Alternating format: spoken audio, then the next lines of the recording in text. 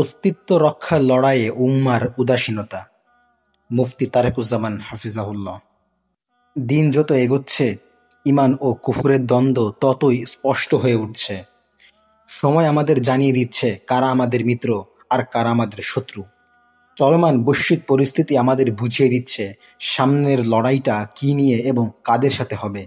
বৈশ্বিক অরাজকতা ও দেশীয় অস্থিরতার পিছনে বর্তমানে একটি বিষয় কাজ করছে, আর তা হলো ইসলামের মূলোৎপাটন ও মুসলিম নিধন।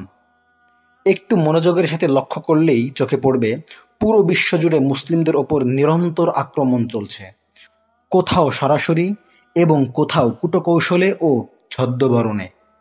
গত কয়েক দশক ধরেই এভাবে ইসলাম ও মুসলিমদের বিরুদ্ধে ধারাবাহিক আক্রমণ ও প্রপাগান্ডা চলছে। তবে এখন ধীরে ধীরে সব উন্মোচিত হচ্ছে।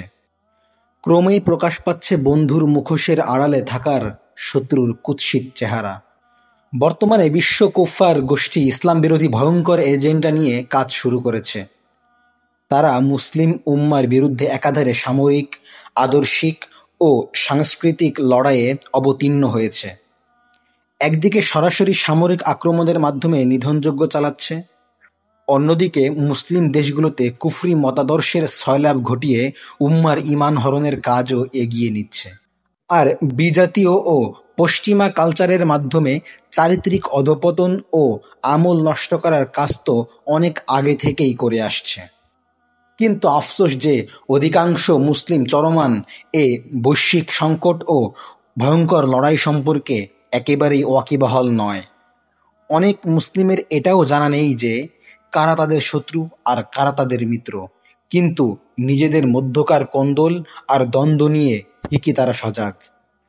খুব আশ্চর্য লাগে ওই সকল লোকের প্রতি যারা আজও ক্ষুদ্র থেকে ক্ষুদ্র ইখতিলাফি বিষয় নিয়ে দ্বন্দ্ব তৈরি করে ভাইয়ে ভাইয়ে শত্রুতা সৃষ্টি করে, মাসলাকি দ্বন্দ্ববিবাদ জিয়ে রাখতে আপ্রাণ চেষ্টা করে এবং উম্মার মূল সংকটের জায়গা থেকে দৃষ্টি সরিয়ে রাখে।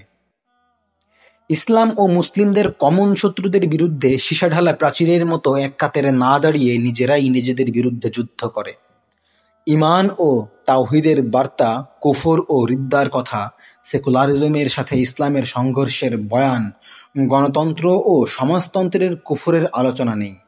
তথাকথিত মানবতাবাদ, জাতীয়তাবাদ ও পুঁজিবাদ সহ পশ্চিমা সব তন্ত্রমন্ত্র ও দর্শনের অসারতা নিয়ে আমাদের মাথা ব্যথা নেই।